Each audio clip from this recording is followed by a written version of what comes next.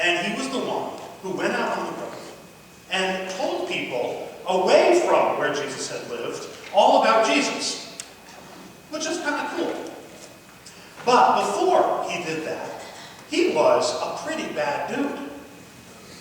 He was known for persecuting the early Christians. He would chase them down, and he would be very mean to them. He would have them locked up in jail. Because they believed in Jesus. And Paul didn't think they should be believing in Jesus. And then, though, something happened to bad Leroy Brown / Paul. So, Paul had been living in Jerusalem, where he was persecuting the Christians. And he got authority to go to other cities and start giving Christians there a hard time. And so he went out to do that, and he sets out on the road, and he's going down the road, and all of a sudden, there is a flash of light. Bang! Big and bright, and it's so bright. You might think. So bright that he goes blind. He loses his sight.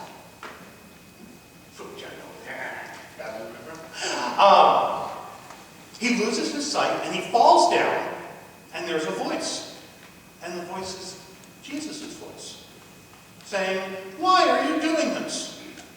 Bad Leroy Brown, you don't have to be bad anymore."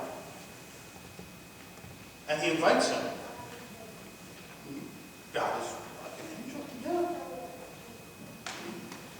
Yeah. And anyways, after that, Paul makes his way into the nearest city and is found by some of the Christians in that town, who were very scared because they knew that this Paul guy was bad Leroy Brown, kind of bad.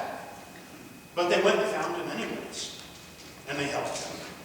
And they helped him get his sight back. And he ended up becoming a Christian, just like the Christians that he had given such a hard time to. And then went out on the road. And like I said, wrote a pretty good portion of this book. And created what became the basis for the churches that we all know and love. Like the Bible, yeah. So bad Leroy Brown really wasn't so bad after all. He was changed after that experience. And he was changed because he met Jesus. And so that's pretty cool. It was Jesus. Well, maybe I misspoke. I didn't know to do that. Did you guys have fun in Sunday school today? Yes? Maybe? Mixed reviews. Okay. So that is it. You guys are welcome to stay here, or you can go sit with your families, really, whatever you want to stay there. Wonderful. We should invite people up to do announcements. Yeah. You are? Yes, I know. I lost my thing. I think it's time for announcements, right? Okay. So, Hilda, I know you have one, so come on down.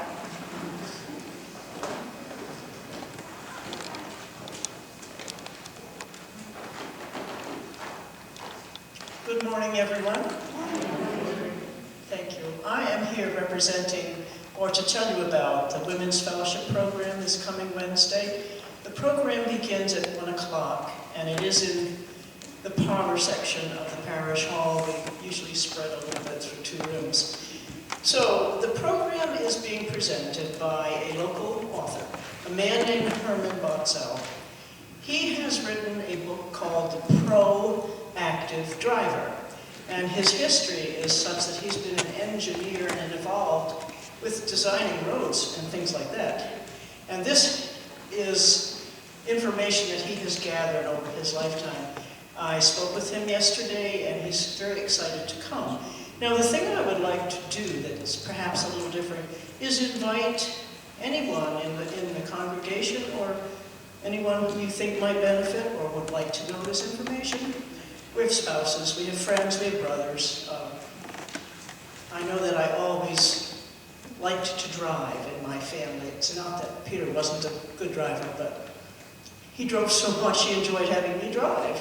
Anyway, I've gotten older. I realize there's 2 things in particular that I look out for when I'm driving now. I think when you talk about proactive, it's sort of in the same field as defensive driving, but it's not exactly the same thing. So Herman is going to come and be our speaker.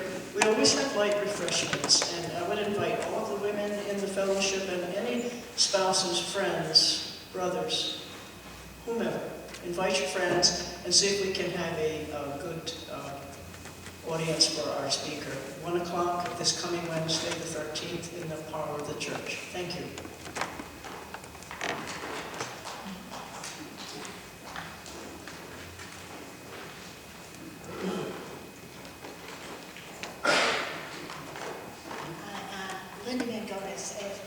As I looked through this program today and read it, I began to wonder if Chris had known the news that I was going to bring this morning. Let me just read a few things that led up. You break in, oh God, and change everything. You break in, oh God, with an invitation. You break in, oh God, with your intent for the future. About 2 years ago, Gary Barnes and Mark Harris had a conversation about using the space here for MAPS counseling. Had I had that conversation, I would never ever have seen the opportunity that existed and that came out of that, and it really took me a little while to see it. As you know, we have embraced that since that time and spent an enormous amount of time working toward that goal. And then we have the opening hymn, All Are Welcome, which is, as I looked at the words, is just exactly perfect for the news that I have. This week, MAPS Counseling Services was approved for a grant of $430,000 to rehabilitate, not rehabilitate, but to make offices in our 3rd floor.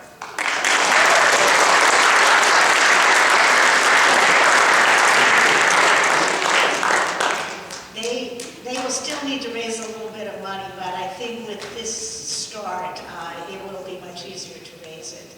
As I drove back with Gary Barnes, he said it was the most exciting thing that had ever happened to MAPS counseling, and he and I were just very, very excited.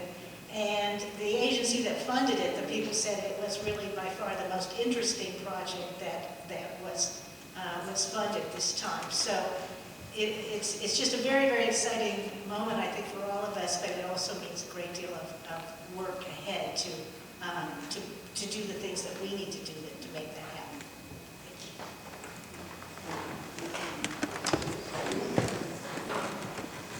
And a big, a big thank you to Linda, who was put a couple hours.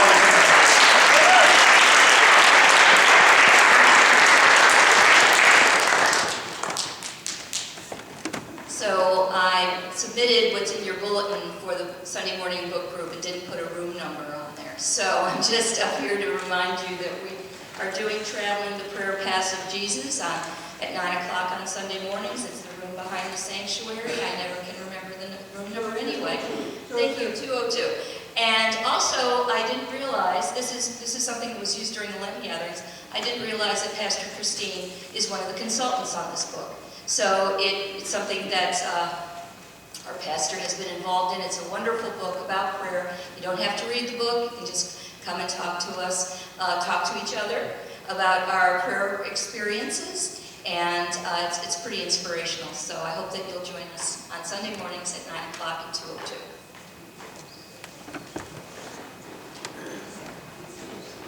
Yeah, Good morning, I'm Kathy Blair. I want to thank everyone who is participating in the rummage sale, from setup to selling to cleanup.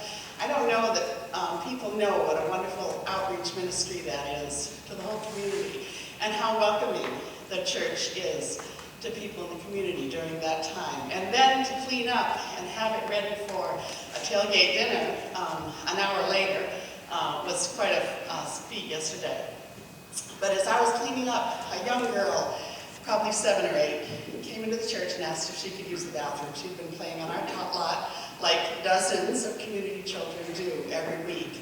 And in fact, there are times when parents come with a supervisor to have their supervised visit on our playground. I saw that just a week ago. Anyway, she came in, she used the bathroom, and then she said to me, she said, "Who church? And I said, well, I think maybe Jesus does. That was the best thing I could come up with at the moment. And she said, I'd really like one of those green water bottles. And she's a regular at our tailgate dinners.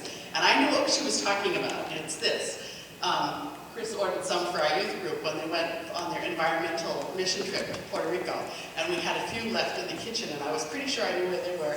And she really wanted one of our green water bottles. So I went in and I got one. I gave her a Sharpie. I said, put your name on it.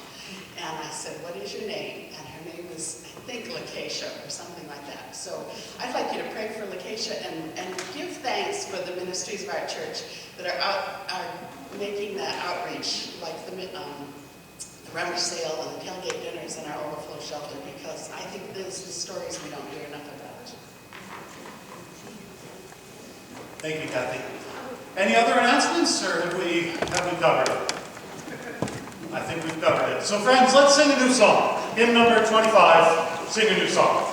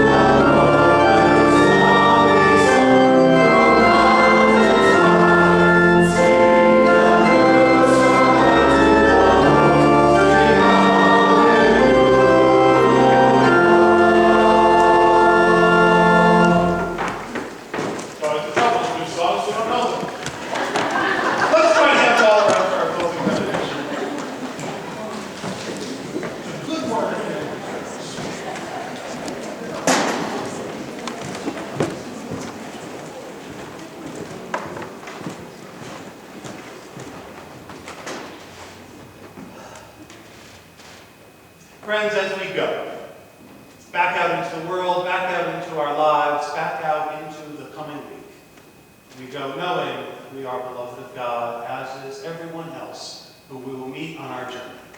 So friends, go in the peace of Christ.